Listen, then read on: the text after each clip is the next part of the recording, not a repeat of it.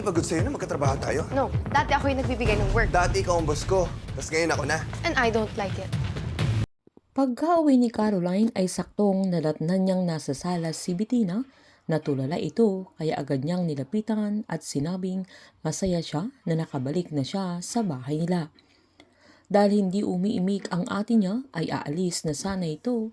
Nang biglang magsalita si Bettina na nagpasalamat siya sa dalaga dahil dinala niya si Bingo sa pamilya nila na siyang isang dahilan kung bakit siya nakalaya mula sa kulungan na kahit sa isang beses ay may nagawang tama si Caroline.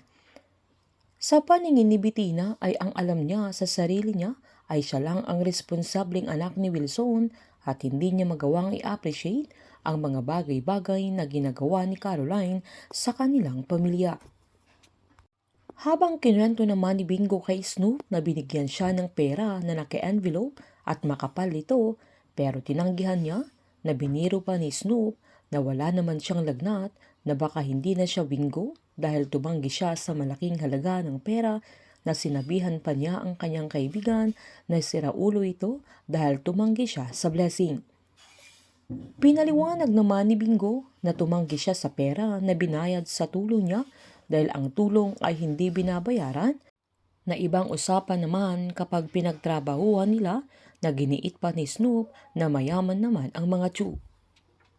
Sinaad naman ni Bingo na hindi lahat ay pera ang kapalit kaya tinanong siya ni Snoop kung ano pa ang pwedeng maging kapalit maliban sa pera, na sinaad naman ito na sa kanya na lang ang bagay na yun, na biniro pa ni Snoop na baka pagkain lang ang gusto niyang kapalit sa tulong na naibigay niya sa pamilya Chu. Habang inutusan naman ni Caroline sila Emong at Larry na unahin nilang i-unpack yung mga perishable items na kailangan nilang mabenta at ma-dispose, agad namang matamlay siyang sinagot ng mga katim niya at Miss C ang pinangalan kay Caroline. Habang hindi naman nakikinig sila Emong na inuuna pa rin nilang iayos yung mga items nila dahil dismayado sila sa pag-alis ni Caroline sa policy nilang pwede silang mamili sa mga parcel kung may magustuhan sila, na nawala pa sabay sinabi pa ni Emong na ganun talaga kapag mahirap lang ay dadaanin sila ng mga mayayaman. Agad silang tinanong ni Caroline kung anong problema nila, na agad namang sinabi ni Larry na namimiss lang nila si Kida. Sinaad ni Caroline na sa gusto nila at hindi ay siya na ang team leader nila at accountable siya sa department nila.